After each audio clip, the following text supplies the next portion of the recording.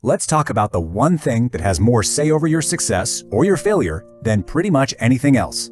And it's that 3-pound supercomputer sitting right between your ears. Yep, your brain. It's with you 24/7. But here's the big question. Is it actually on your team?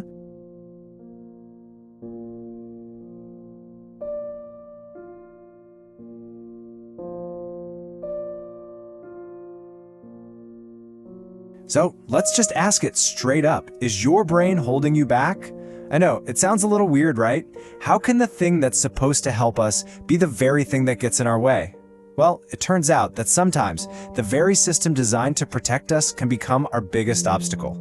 In this explainer, we're going to unpack exactly why that happens and, way more importantly, what you can actually do about it. All right, to really get what's going on up there, we have to pull back the curtain and look at the brain's hidden program.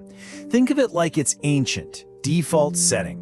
This is the software it's been running for millions of years, long before our modern goals of, learning a new language or starting a business ever even existed. And this, right here, is the absolute key. Your brain's #1 job isn't to make you happy or fulfilled or successful. Its primary hardwired goal is simply survival. It's designed to keep you safe, to save energy, and to avoid anything that feels unfamiliar or risky. At its core, it's a survival machine, not a growth machine. Just think about it for a second. Let's say you decide, okay, tomorrow I'm waking up an hour early to work out. The alarm goes off. What's that very first voice you hear in your head? It's almost always something like, you're so tired. It's so warm and comfortable here. Just stay in bed. That's your survival brain in action, sounding the alarm bells. It sees that effort and discomfort as a threat, and it wants you to retreat back to what's safe and familiar. And this quote just perfectly captures that fundamental conflict that we all deal with every single day. There's this constant tug of war going on inside of us. On one side, you have the brain's deep desire for that cozy, familiar comfort zone. And on the other, you have our ambition, our soul's deep need for growth and new experiences.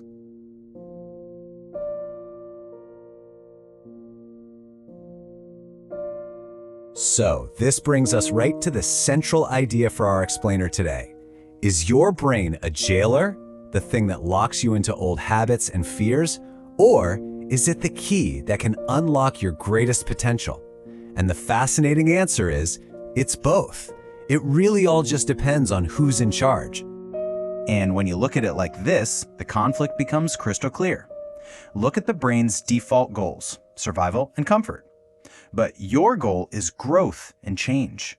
The brain wants to save energy at all costs, but you need to put in the effort.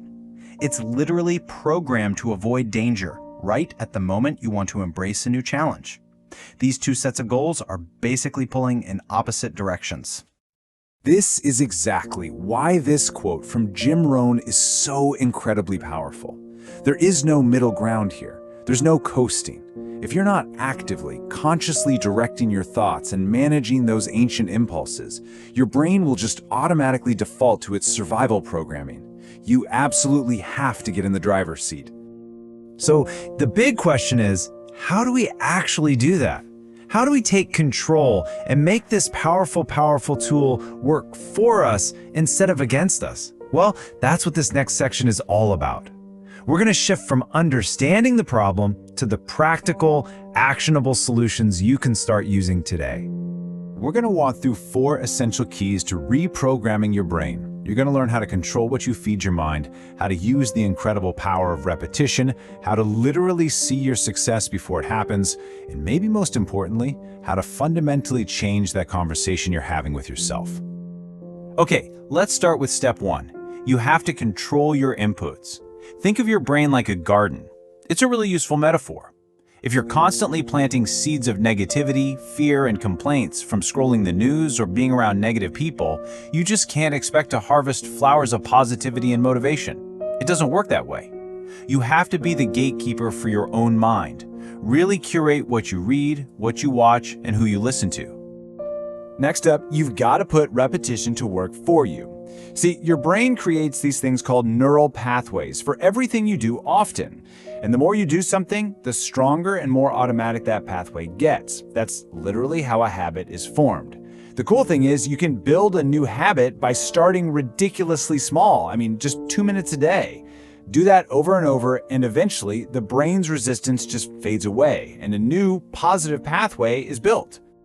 The third key is visualization, and there's a reason why pretty much every top athlete in the world uses this technique. It's because it works. When you vividly and emotionally imagine yourself succeeding, your brain fires many of the exact same neural pathways as if you were actually doing it. So you're not just daydreaming, you are literally pre-programming your mind for victory. You're giving it a blueprint for success.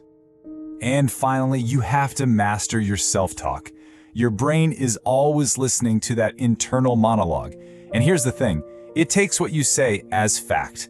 So when you tell yourself, I can't do this, your brain just goes, okay, command accepted, and starts looking for evidence to prove you right. But if you just reframe it, if you switch it to, I'm learning how to do this, you immediately shift from a closed-off limit to an open-ended possibility.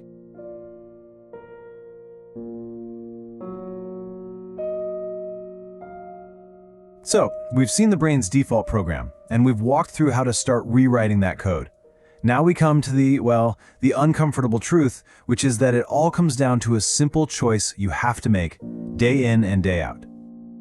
I love this quote from Muhammad Ali because it just perfectly captures the essence of real growth. The real work, the stuff that actually matters, it doesn't begin when things are easy.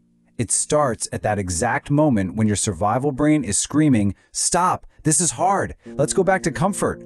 That point of friction, that's where all the change happens. Think of it this way, your brain isn't your enemy. Not at all, but it absolutely requires training just like a muscle.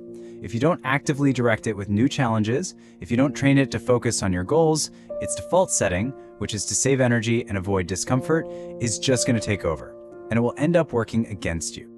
So, in the end, your brain is, without a doubt, the most powerful tool you will ever own. It has the power to build a prison of limitation around you, or it can be the key that unlocks your freedom and your growth. The choice, as always, is yours. The only real question left is, how are you going to use it?